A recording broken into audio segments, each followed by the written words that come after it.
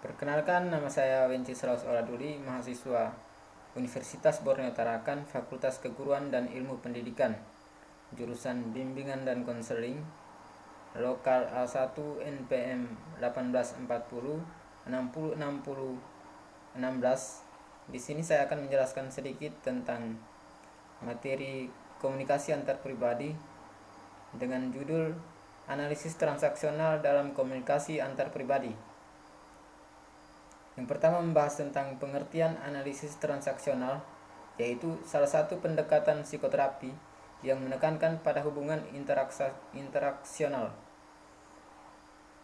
Transaksional maksudnya hubungan komunikasi antara seseorang dengan orang lain. Analisis transaksional terdiri dari dua kata, yaitu analisis dan transaksional. Analisis berarti pengajuan secara detail agar lebih memahami atau agar dapat menarik kesimpulan terhadap pengujian tersebut. Sedangkan transaksional atau transaksi yaitu unit pokok dari sebuah hubungan sosial.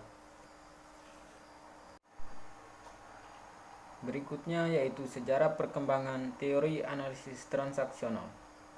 Teori analisis transaksional merupakan karya besar Eric Berne pada tahun 1964 yang ditulisnya dalam buku Games Paper Play. Berne adalah seorang ahli ilmu jiwa terkenal dari kelompok humanisme.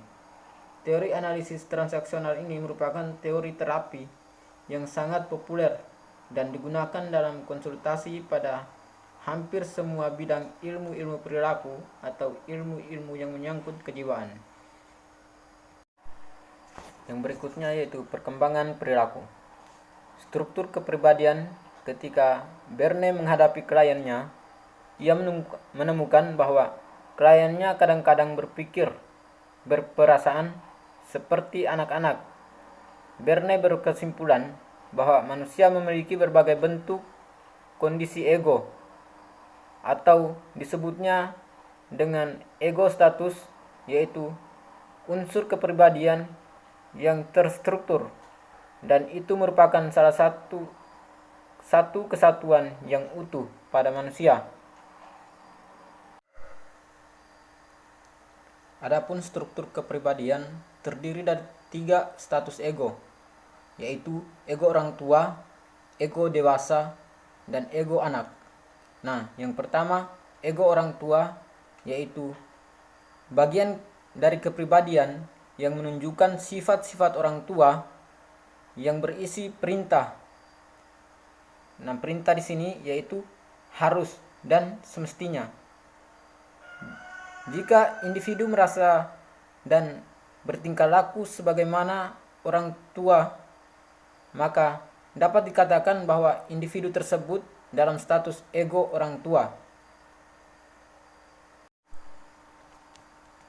Ego yang kedua yaitu status ego dewasa, yaitu bagian dari kepribadian yang objektif, stabil, dan tidak emosional, rasional, logis, tidak menghakimi, bekerja dengan fakta dan kenyataan-kenyataan, dan selalu berusaha untuk menggunakan informasi yang tersedia untuk menghasilkan pemecahan yang terbaik dalam pemecahan berbagai masalah.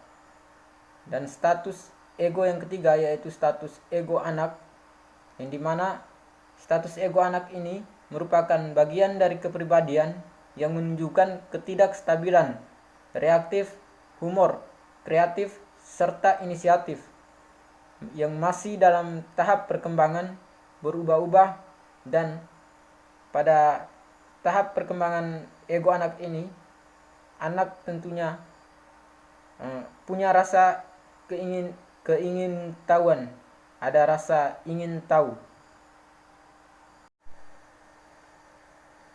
Berikutnya yaitu 3 jenis transaksi antar pribadi. Yang pertama, transaksi komplementer.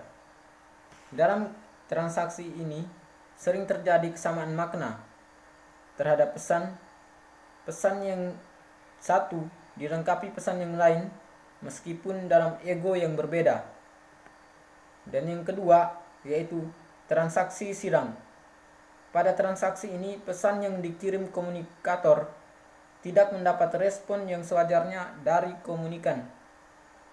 Dan yang ketiga, transaksi tersembunyi. Pada transaksi ini, pesan yang dikirimkan oleh komunikator kepada komunikan sehingga salah satu sikap menyembunyikan sikap yang lainnya.